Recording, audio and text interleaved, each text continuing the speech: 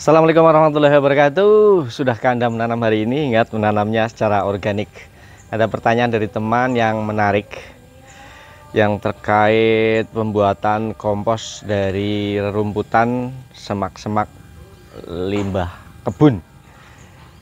Pertanyaannya itu bagus, tetapi kalau tanpa kohe, dari mana peningkatan kandungan nitrogennya pembuatan kompos tersebut? Oke.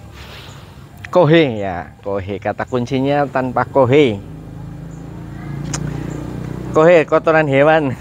Jadi kohe atau kotoran hewan itu ya utamanya ditujukan kepada hewan ternak ya, kayak sapi, kambing, kuda, mungkin ayam ya, entok. Adalah kotoran yang terbentuk setelah hewan tersebut makan. Nah, dalam hal ini sapi misalnya, sapi itu adalah makanannya rumput, kemudian kalau kambing makanannya ada rumput, ada daun-daunan gitu ya. Jadi kohe yang dihasilkan juga merupakan hasil dari proses penghancuran rumput dan daun-daunan. Sehingga kalau menurut kita itu sama saja sih, antara kita pakai langsung rumput dan semak-semak dengan kita pakai yang sudah diproses oleh hewan ternak. Semuanya sama, karena bahan baku asalnya, bahan baku awalnya, bahan baku pokoknya itu sama. Itu yang pertama. Yang kedua, ada hewan putih-putih. Yang kedua, dedaunan, rerumputan yang kita proses tanpa penambahan kohe itu juga sebenarnya sudah otomatis ada kohenya. Kan kita prosesnya mungkin di tanah ya, otomatis di tanah tersebut sudah ada kohenya. Kok bisa gitu?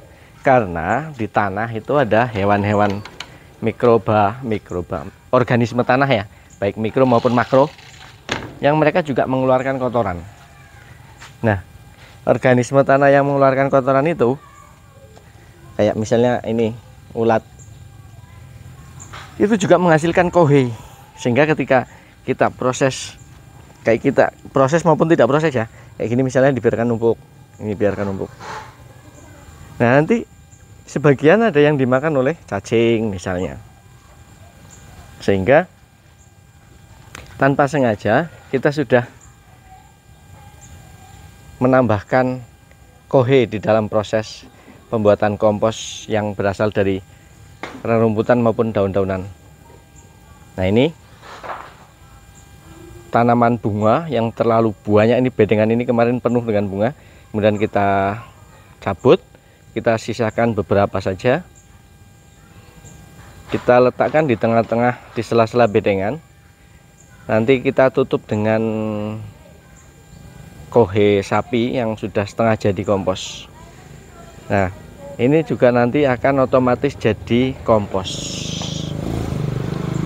Jadi nggak perlu khawatir ya teman-teman, tanpa kohe maupun pakai kohe, pembuatan kompos itu tetap bisa jadi dan tetap bisa jalan. Kemudian ada lagi yang komentar, saya udah pakai beberapa cara, pakai karung lah, pakai ember, kemudian ditambah inilah, tambah itu, berbagai macam, tetapi tetap tidak berhasil katanya, tidak mengeluarkan panas. Jadi menurut beliau tidak berhasilnya itu indikatornya tidak mengeluarkan panas. Panas itu dihasilkan oleh aktivitas mikroorganisme yang sangat banyak dan sangat kuat. Itu akan terjadi ketika material yang akan kita buat kompos itu jumlahnya, volumenya banyak, misalnya 1 meter persegi dan seterusnya. Kalau volume, jumlah material yang kita gunakan untuk membuat kompos itu sedikit, misalnya cuma 1 karung atau 1 ember, tidak akan mengeluarkan panas. Itu seperti itu. Tapi tetap proses penguraian, proses dekomposisi itu jalan, tetap jalan. Yang penting kondisinya lembab. tidak terlalu basah, tidak terlalu kering.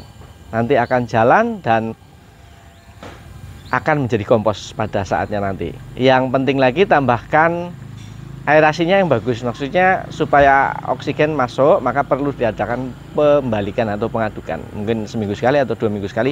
Nanti suatu saat akan jadi. Tenang saja, buat saja terus jalan, maka akan jadi. Ya, jadi kali ini kita sampaikan ada 2. Yang pertama, bahwa kohe itu sejatinya awalnya berasal dari tanaman juga.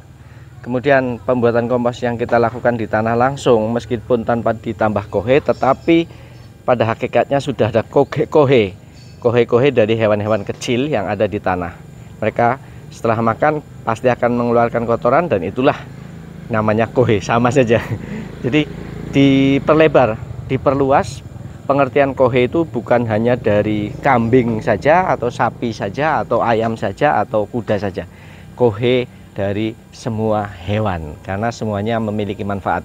Allah menciptakan semua hewan dan tumbuhan itu pasti ada manfaatnya, walaupun itu hewan yang kecil mungkin menjijikan kayak cacing, justru itu yang manfaatnya luar biasa bagi para petani.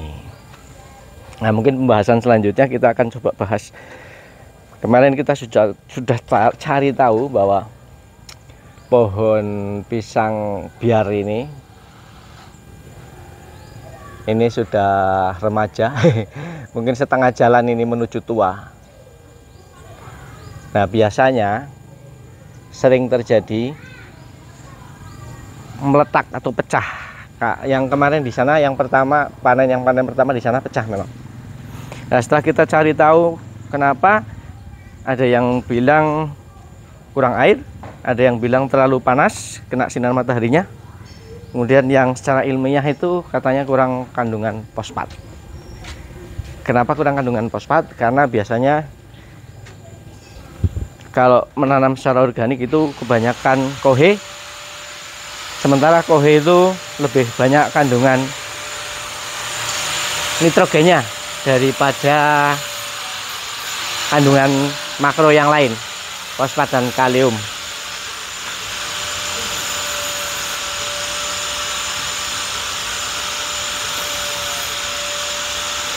Nanti akan kita coba bedah dan akan kita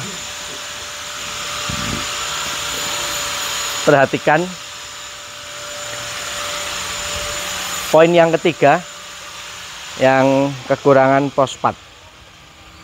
Bagaimana caranya mengantisipasi hal itu? Nanti akan coba kita terapkan beberapa hal. Karena pekarangan ini full dengan kohe, kompos. Nah, otomatis kandungan yang terbanyak adalah nitrogen. Nah, bagaimana cara antisipasinya agar tanaman pisang kita itu tidak kekurangan fosfat? Video selanjutnya ditunggu ya. Terima kasih sudah nonton. Jangan lupa menanam secara organik. Semoga ada manfaatnya. Assalamualaikum warahmatullahi wabarakatuh.